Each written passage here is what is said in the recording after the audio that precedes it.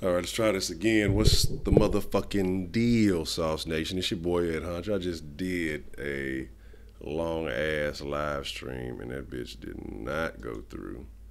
So hopefully this one is doing what it's supposed to do. We'll see. I need to. Hopefully everything is going through. I need to make sure. I got to stay on top of that because, like I said, I really just wasted like a whole 30 minutes, and the shit did not do anything. Did not go through. So, chop it up, y'all in the chat. Let me know if y'all seeing this. If y'all are available. I can't tell, but we're gonna get on it. We're gonna talk about. The Rockets. We're gonna talk about the Melo situation, but I just want to shout out to SauceNation. Just tell them I'm gonna change it up a little bit because, like I say, I prefer. It's all about getting the flavor. Like I say, from you guys. You guys are the ingredients, as you can see right here. All 1,349 ingredients in the sauce. Y'all are the flavor. Y'all are the ones that make this what it is. Y'all the ones make it worthwhile because, like I say, what's the deal? What's up, Mr. Killer B? Killer KB? My bad. All of the ingredients, like I say, that make this sauce fresh. So. I think I'm going to change it up. I'm going to start coming live instead of really recording. Like I say, I'm going to speak my piece and then really, like I say, want to get your guys' input on it. And, if you can't catch it live, you can always come back door and comment on it. So, that's how we're going to rock with the sauce from now on. So I'm going to try to do, a little something in the morning for the morning folks, a little something in the afternoon, maybe a different topic to chop it up on. There's always plenty to talk about. And when I record the videos, it takes so long. You know what I'm saying? It usually takes about an hour or so to get everything done and right. And shit changes by then. It's other stories. People can put something out, something I did an hour or two ago, or and somebody to put the same thing out and makes it look like. What's the deal, Anthony? Man, I hope y'all having a great day, a wonderful start to the week. You know what I'm saying? So we can get some little sauce. Like I say, we're gonna talk about Melo. We're gonna talk about the situation. Let me splash a little bit. Rockets just had a pickup in Butte. You know what I'm saying? I'm going to treat him like ZQ. I ain't even finna try to say that all the time because that's too much to say, and I'm not going to do it. But an ex-Clipper, good pickup. So I wonder if Paul had something to do with that. Maybe he believes in Chris Paul's leadership abilities. But my thing, like I said, I really wanted to get in is why is New York, what is going on with this bullshit that New York got going on with bullshit with the Carmelo trade talks? And that's the shit that's killing me because, it's been multiple times that, Like, I think it's like the second time that Carmelo has, they stalled these trade talks. And so my thing is that, why I keep doing this. Carmelo don't want to be there. He already said he want to go to the Cavs or he want to go to the Rockets. The Rockets want him. You guys aren't going to benefit from him being around there because you're not going to want to have a disgruntled player on your roster. You got to pay him a lot of money. I think they should just buy it out, part ways, and go do what they want to. But they're trying to figure out some way that they can get some assets back for it. They're trying to figure out some way that they can get something for it. But what they got to realize is y'all fucking around with Daryl Morey, and Daryl Morey's always whipping something up. He's always cooking something up in the kitchen. And y'all get the bullshit too long. Daryl Morey might have made another splash move that nobody saw coming because excuse me, goddamn, he's a magic man. You know what I'm saying? And so you gotta be. Nah, we didn't get Melo. Nah, we ain't got him yet. We talking about. We asking if he can come out and play because you know what I'm saying. Okay, what's up, Darren? What's up, Jacob? What's up, Isaac? You know what I'm saying? Oh man, what's going on? I lost my my screen here for a second. What's up, everybody? You know what I'm saying? Yeah, that's what I'm saying. Black Vegeta, what's the deal? What's up, Lane? What's the deal? Hope y'all all having a great day. Yeah, either way, like I say, if they come off Carmelo, they're gonna lose. But I guess they're trying to minimize their losses. But to me, I think if you're New York, you cut ties, you move on, and you go in a different direction because the more time that you spend stalling on this deal, that's less time that you can have focusing on your team and taking care of your needs instead of getting rid of a piece that you no longer need. And you're trying to do something different. So, like I say, I know they keep stalling. They talking about now they got a new GM. I think last time was because they got rid of Phil or whatever was going on. And the thing is, everybody knows it's going to, or everybody's assuming it's going to happen. Carmelo wants it to happen. The Rockets want it to happen. The Knicks want it to happen. I'm going to be honest, I don't care either way.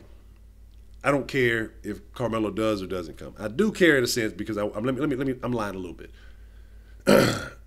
Because I said that if I want the CP3 trade to be validated, we need another solid name in here. And that goes against my thing of always talking about big names and what they bring to the table. I talk about that a lot, but I think Anthony would be another valid piece for what he can bring to the table if he can understand his role. Carmelo Anthony, in a sense, has to become a role player and not try to be the man. Because we already got two guys, I think, who've gone further, deeper in the playoffs, leading their respective teams individually than Carmelo ever has. And so my thing about this is that if it happens, cool. Because like I say, then now you got that big three. You know, everybody likes to say the big three, but I don't think that's really the thing. What happens is you got to have guys who have good chemistry and talent. But even if he doesn't come, you know, then that leaves that door open for the conversation of next year. Does LeBron James, you know, take his talents down south, not necessarily to South Beach, but he can come to, I don't think he might not want to be on the south side of Houston, but, you know, wherever you want to go. I ain't hating on the south side. I'm just saying LeBron James, he might not be ready for it. He might be able to get down in Cleveland. He don't want to come to H-Town with that bullshit, you know what I'm saying? But, yeah, it's a lot of teams that, yeah. But he you know, so there's a lot of possibilities, a lot of things, you know, that a lot of conversation, a lot of speculation that you can speak on. But my thing is this: Carmelo comes, cool. You got a nice team. You got a nice offensive-minded team. I don't want to lose Ariza the deal at all. But I don't want to lose Ariza at all. But that could be a possibility. You know, that might be one of these things that the Knicks are trying to get up out of us or something. I don't know. I don't want to lose Ariza because, like I said, some people aren't high on it, but I think that Ariza is a solid defender. Yeah, and that's a good point. I think he's got to the point where he's older, you know, he's a little bit more mature. He realizes he may not have that energy to run a whole team, and like I say, as I say, there's the thing is. Here's my deal. Here's what you got to think about though when you fucking with the West. Yeah, see now that you got a good point right there, Darren. That's a good point. Now I didn't necessarily think about that. Now I don't want to get rid of Ariza, but I didn't think about that. I thought of him more as a complementary piece to go alongside Ariza to cut up on some minutes, to cut off some minutes for him. But I didn't think about him trying to be maybe a replacement and then putting Ariza in the trade talk. I don't think I like that move, but. My thing here is what I'm saying is with Carmelo and all these big names, it's a good deal, and it's good to have that conversation. If Carmelo can find his place and say, okay, cool, I'm older, I don't have the juice like I used to, but I can still ball, I can still school a lot of these youngsters, I can still contribute, double digits on the points, and do a little bit of something else. Not playing that ISO ball, not doing all that bullshit. Leave that to James, leave that to the younger guys, and just accept, know your role. Stay in your lane, as LeVar Ball would say. If he would just stay in your lane, I think Carmelo is the piece. Because like I say, then that's that offense, that guy that if James is having a down night, I don't expect it to be like that across the board. We still got Gordon. I don't know what Anderson's going to be. I know, we like Anderson out here, but then a lot of us don't because, he just disappeared in the playoffs. And I think his disappearance had a big piece to do with us losing, because then guys have to step it up who expect just, a little bit of contribution from somebody else. They got to go a little bit harder. I think James had to do way too much. Oh, yeah, I forgot about Tariq Black, too. And I think that's a solid pickup. Like, I think in the center position, we're going to run by that committee. PJ Tucker does have decent. And I just like Ariza. For what he brings. I think Ariza's a solid guy. I just like, you'd like to have some of that continuation in the offense, in the team. You don't want to see a completely different team because, like I say, then you have to rebuild that chemistry. But you have some essential pieces in place, like I say, with Capella and Nene, with Black. We're going to have some solid bigs. We're going to have some versatile bigs with ZQ. He's going to be a good versatile guy, and I'm not going to sleep on him. I think he's going to be a bit of a surprise to some people. I'm just anxious to kind of see what we got, but I don't want to lose everything that we had, because I think Ariza was a key component, and a lot of people say, he kind of faded away, 3 later off in the season. He was hot for a little while, but I don't know. I like the guy. I like Ariza. So, you know what I'm saying? Might not be a fan favorite person. I like him. When he was trying to be the man here at one point, definitely never saw, basing the whole team around Ariza. Wasn't the move. But as a role player, like I say, him accepting the role, I like him a lot. Yeah, that's what I mean. Yeah, Zochi, I was sleeping on him at first, like I said, because I was just watching that CBA stuff. But he's been doing solid in the summer league. I like what I've been seeing from him. But again, my thing though, here's what I want to talk about. Even though I haven't been doing it on the Sauce Sports lately, I like to partake, and that's cool. There's nothing wrong with the greenery. There's nothing wrong with a little herbage, as long as you got to just say no if you play pro. You can't do it if you're professional. But what are they smoking up in Portland? What are they smoking in Portland, thinking that they finna get into the conversation, the mellow conversation? They don't get to go to the mellow party. That's like I say, that's like a the cool kids over here having a conversation, you know what I'm saying? And a guy walk by, he's not a nerd, he ain't a geek, he ain't just that, he's just an average guy, but then he just kind of like, hey, what are you guys talking about? Are you having a party? Well, what about me? I want to come. No, you don't get to go to the Mellow party, Portland. Melo's not interested. And like I said, I'm not just saying that I'm super big on Melo being here like it's just going to be the game changer. I think it'd be a valuable piece, but y'all aren't in the conversation. He didn't say, well, Houston, the Cavs, maybe Portland. Maybe I'll think about possibly if Portland's interested in me, I'll waive my no trade clause for Portland. That did not happen. Like, Portland, oh, man, dog. Really, is meth going down in Portland like that? Really? Oh, that's awful. That's awful. Just say no to meth. Meth is a bad thing. Meth is a drug. I say no to drugs. Stuff that you can grow naturally, that's not a drug. I say no to drugs. But but my thing is that, like, what is going on in Portland that really just like, well, we're interested in Carmelo too, so we want to talk. I think Portland, like I say, they just want somebody to talk about them because they don't have anything going on. I don't think they've really made. I don't know what they've done. I'll be honest, I haven't really paid any attention to them. I don't know what they did in free agency, if they did anything at all. So that Portland shit, that's crazy. Y'all weren't even invited into the conversation. Y'all just like stuck your nose in the door and shit, and was just. Yeah, they got to have something going on out there, man. I think Carmelo, you could do something with Carmelo. You could run Carmelo to 3 or 4. You like run a little small ball, but definitely I think at the 3, and then you could run a lineup like I say. You with ZQ, like I say, just to seeing how he develops and what he brings. I think that he could be a sleeper. It just depends. I think Capella's going to step his game up a little bit next year. He's been steadily improving every year. So I think he, a little bit more time. But like I said, my thing is the Olajuwon factor. When it comes to our bigs, yeah, he got caught. But then, we talk about that. We was on that yesterday a little bit. But I heard that he had his paperwork was legit for the gun. And I heard that he was supposed to take a UA as soon as he got released to prove that he wasn't smoking and the weed was his partner's. And so if that's the case, then cool, but not cool, because you gotta shake that dead weight. You gotta get them busters off you, because look, I'm telling you this. One, if I'm the pro here, you better be willing to take the rap for me. If my partner the pro, he's the man, I'm gonna take that little bullshit ass case. And why put him in a situation where he could lose millions of dollars, lose a whole lot of money, and you talking about a little weed charge or something like that. If the gun was his and it was legit, then, cool. But he still had to go to jail for it, which wasn't cool. But anyway, we was talking about that. But hopefully, like I say, he gets off and we don't have any issues with that.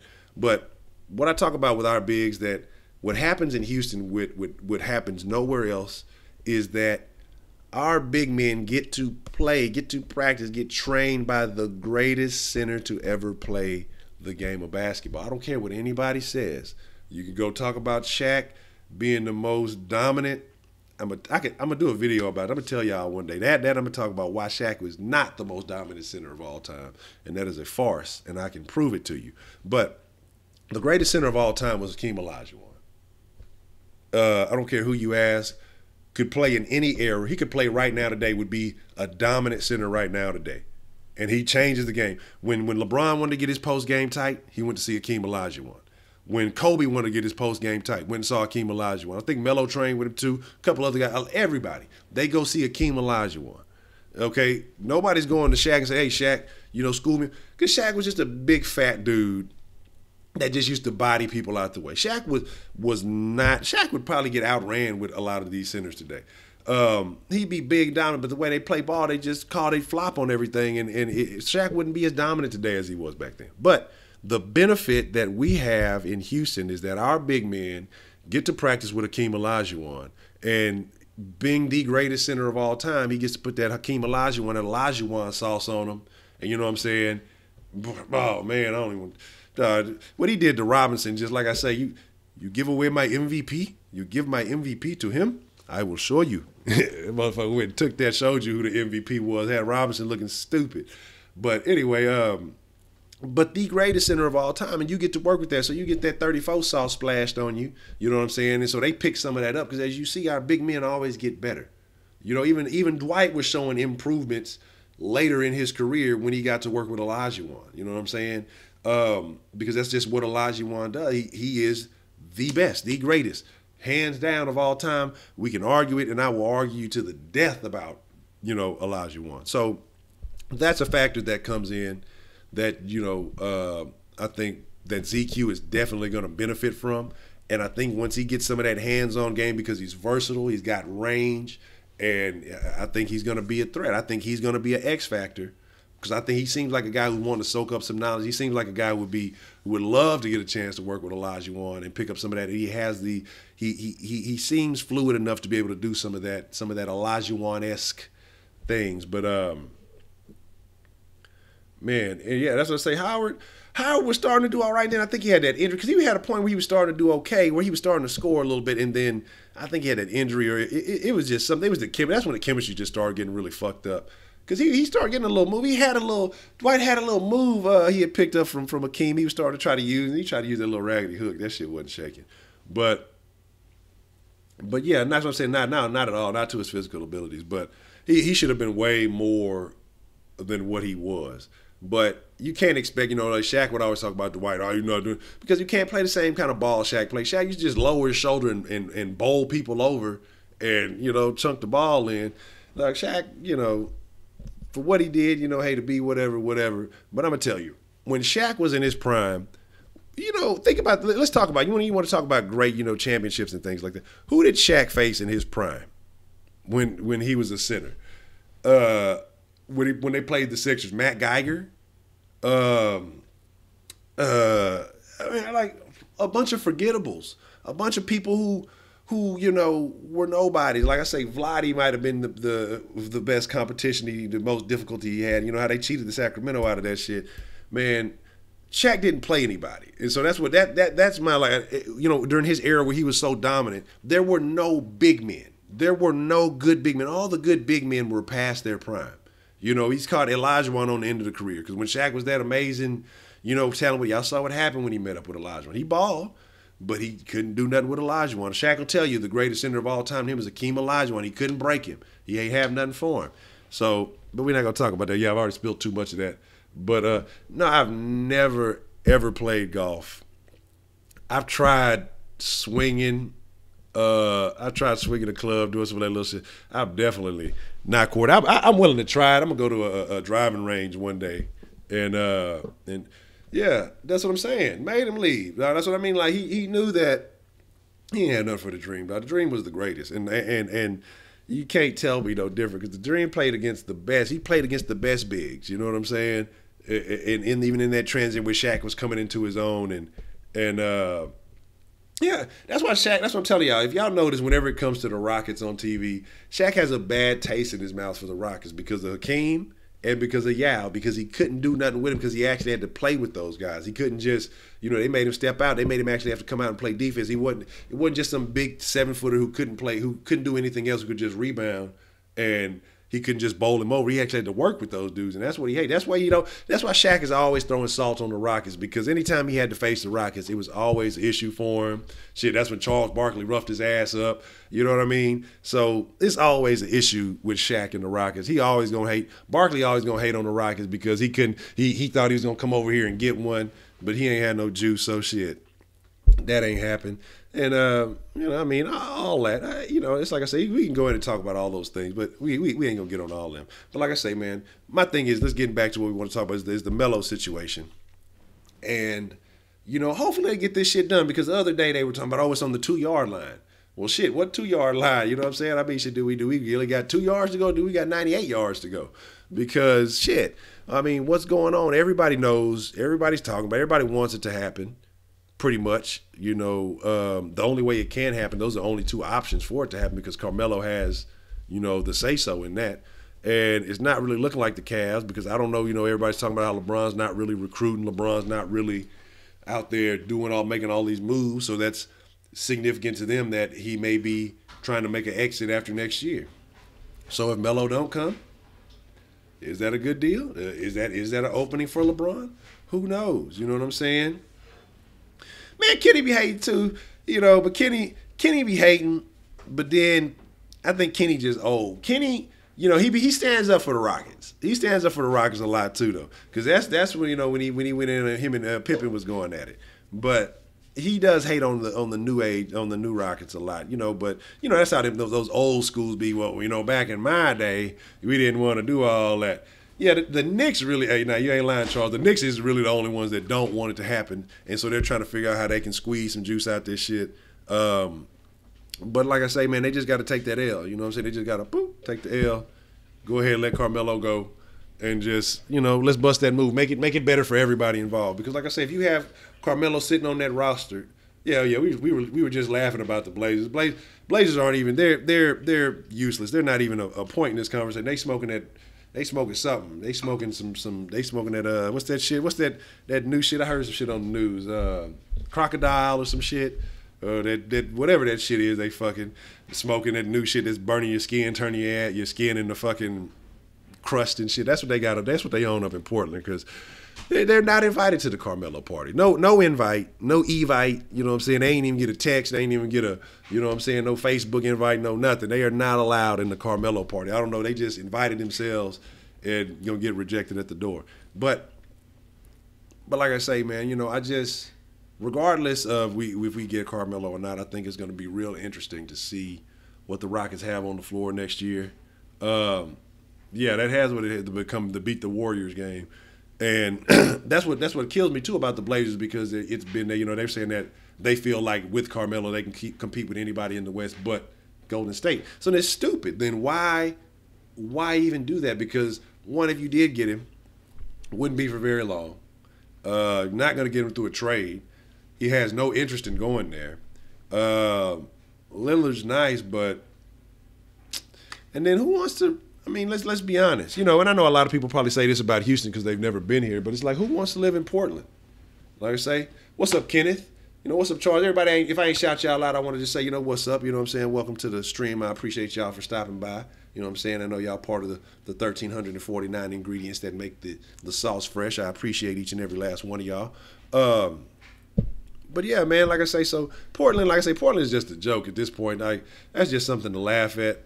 I'm hoping that this shit can get done so that, whatever other moves can be made and we can know that what we're going with into the what's the deal, Austin? That's what I'm saying. Yeah, the Blazers, that might be a thing. Carmelo might be able to blend in with that. Don't have to play no defense, and he might want to do that, but he ain't finna go to the Blazers. Unless he gonna make a rap album with Damian Lillard or something, they gonna do a collaboration. That shit ain't finna happen. Don't nobody give a damn about what's going on in Portland. I'm just saying, like I said, I'm just ready for this thing to get going. And I guess with the new GM coming in, the Knicks figure that maybe he can provide some insight on what we can do or a move that we can make so we can maximize the benefit that we get from losing Carmelo. Because the other thing that we have to think about is not just the fact that, him playing and what he contributes to the team on the court, but that's what I say, like, Oh my God! Oh man, let me make sure I get all this. The thing on Melo, like I say, I'm not. I don't care either way. But if it's gonna happen, let's make it happen and get it over with. Because yeah, he's only got a few years left in him, but he can contribute offensively, and you need that sometime when James has an off night or other guys are just off. He can contribute that. Anthony, man, oh my God! When I saw that shit and I saw Kevin Durant's face. Oh my! I died laughing. That shit was the funniest shit I've seen this year. I loved it. Watched it like 4 times in a row because I'm glad. I'm so glad because people are acting like he feels good about what he did. He feels like he went and earned something. You know, if you ask me, I did my part. I contribute. You see my stat line? Minus your stat line, Golden State was still winning those games. You know what I'm saying? When you were injured, Golden State was still winning those games. Kevin Durant, he's the biggest bitch that ever played basketball to me. And I love the fact that that Westbrook, no, fucking Manning roasted his. I think Westbrook really wanted to laugh about the shit, but he was just trying to play. You know how Westbrook be. I think he was more trying to play that shit. I think he wanted to laugh. But Durant was sitting there. Durant's salty though, man. So Durant just be mad. Like, here's his thing. He feels like nobody's allowed to have an opinion about anything. It's like, man, you made a bitch move. You did, dog. Like, I can't respect that, dog. Yeah, that's what I say. Yeah, man, that's what I'm saying. Fucking Durant's a bitch, dog. Fucking Durant's and I wouldn't have said, like, if he'd have just made the move. There's several factors into why I say he's a bitch, man. But yeah, that's what I'm saying. You got what you wanted. You know what I'm saying? You got what you wanted. You got the ring. That's what you did it for. So be happy that. Yeah, we're gonna talk about that too. But yeah, you got the ring, so you got what you wanted. You can't be mad no more. Yeah, and that's why I say I'm on. Like I say, that's why I say either way. If it's gonna happen with the trade, I want the trade to hurry up and happen. If it's not, I'm not gonna be upset about it. It'll be cool, but then I don't think I'd be that bad. But to me, like I say, bringing in Anthony to me just validates the pickup of CP3. Because like I said, if you get CP3 and you give away all that, then you need to bring something else big in with it. But my thing about Durant, why I say that he's the biggest bitch to me, is because, one, you had the quote-unquote greatest team in history, greatest winning record team in history, whatever, on the ropes, about to tap them out, and couldn't finish the job. So he went to the old, if you can't beat them, join them. But you can. You could have beat them. Do you understand how much greater, how much better your legacy would have been had you been that guy that beats Golden State, this team that every year is supposed to be so dominant? It would be better to have on your resume that you beat Golden State en route to having to beat LeBron in the championship. So you beat the great record-winning team or whatever, and then you beat, the king. That's a hell of a resume to have. That's what's going to shake if you come to the West. So that's what the Rockets are going to have to do. So when the Rockets go and get this championship, first we're going to knock Golden State out of contention, and then we're going to run, whoever the East comes out of, which is going to be Cleveland or wherever LeBron lands, and that's what we're going to knock them out. And so then on to the championship, and that's the resume you want to have.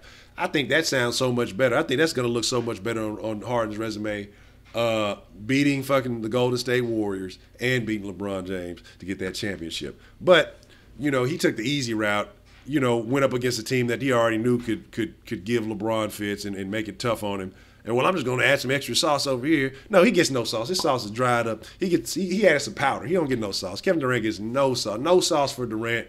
He added his Durant dusty ass powder. Yeah. Yeah.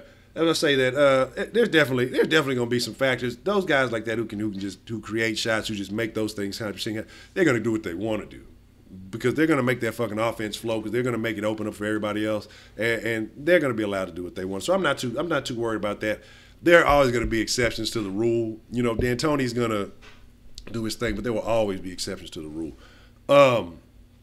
Okay, so man, I'm about to get up out of here soon, because I said I'm going to do it 30 minutes, try to keep it short and concise. I'm going to try to start doing these things more consistently, try to do it daily. So instead of me just recording a video and just talking about my thoughts, like I say, to me, the sauce is about man,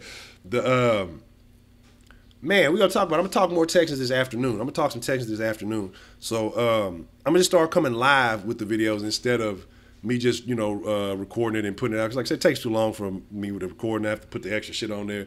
I got to get a better setup so that I can do the shit faster. But, man, I'm telling y'all, man, I appreciate y'all for tuning in to the live stream. I appreciate y'all, you know what I'm saying, for showing me love, showing the sauce love. And like I said, I'm going to try to do it daily. Try to be, you know, in the morning time between, you know, 10 or 11-ish, somewhere around there. You know, the days vary. I'll try to schedule it so that if y'all want to check in and do that, like I say, try to do one in the morning, try to do one in the evening. Really finna start ramping up this Texans talk, you know, with camp coming up soon. I want to start highlighting a few things that we should start looking for coming up to the season. So definitely going to start doing a lot of that. And just coming to y'all live, and that way y'all can incorporate y'all's flavor. Like I said, y'all are the ingredients, as you can see. Man, we're gonna have to link up one day, man. You're gonna have to teach me some of that golf, man. Get some tips, man. I'm telling you that it's a gentleman's game. I'm gonna have to learn. You know, I need to learn how to do that. I see it's very relaxing. I got a lot of friends that play golf, and they tell me about it. And I had an old school partner we were supposed to link up with something. I think we lost touch, and we were supposed to go golfing. But I'm definitely have to check that out. But like I say, y'all, you know, this is like I say, I want to incorporate y'all. Y'all are the flavor. Y'all are the sauce. Y'all are what makes it what it is. Y'all are SauceNation. Like I say, I'm just facilitating the conversation, but I'm a fan just like you guys are fans. When it comes down to it, there's nothing more than that. Like I say, don't believe there's no experts. It's us. Fans are what makes this thing go. So I appreciate y'all for taking the time out to check me out, because like I say, time is precious. Time is very valuable. Every minute counts. You know, y'all could be doing anything else in the world, and you're hooking up with your boy Ed Honcho. Man, that means a whole lot to me. So like I say, you can see it all, Twitter, the YouTube, if you catch me on YouTube. Of course, if y'all want to link up on a game, some of y'all been calling me out. I've been, like I say, been a hectic week. Had that car accident a week before, and just catching up on a bunch of stuff. Stuff is starting to kind of get back to normalcy now, and so I can kind of be more consistent with that, man. I appreciate that, Jacob, man. And I agree with you, Darren, on the KD. He went from but when I started noticing the change in KD is when he got hurt. And I told people he was going to come back when he hurt his ankle. I told people he was going to come back and start doing that Dirk Nowitzki shot. And then after that, it was over. It was just something about him I started noticing about him, and I just started liking him less and less. But yeah, man, like I say, I appreciate, man, every one of y'all for tuning in. I appreciate all the sauce, all the flavor. Like I say, we can link up if you want to get at me on the Xbox. We can get on some Madden or some NBA 2K. I'm still rusty. I played like 2 games of Madden since I've gotten it. And I haven't even played a full game of 2K17. So if y'all want to get on the, man, you call me out, come get y'all some free W's, but y'all ain't going to be able to beat me all the time, like I say, because I'm going to start practicing. When the season start coming, I start getting back in the sports mode. But link up, man. Like I say, man, I got nothing but love for y'all. I appreciate it. Y'all be cool. Y'all have a great day. You know, do your thing. Do something. I'm going to get up out of here. And like I say, catch me this afternoon. I'm going to schedule it. I'm thinking maybe 4 or 5. We're going to do some Texans talk.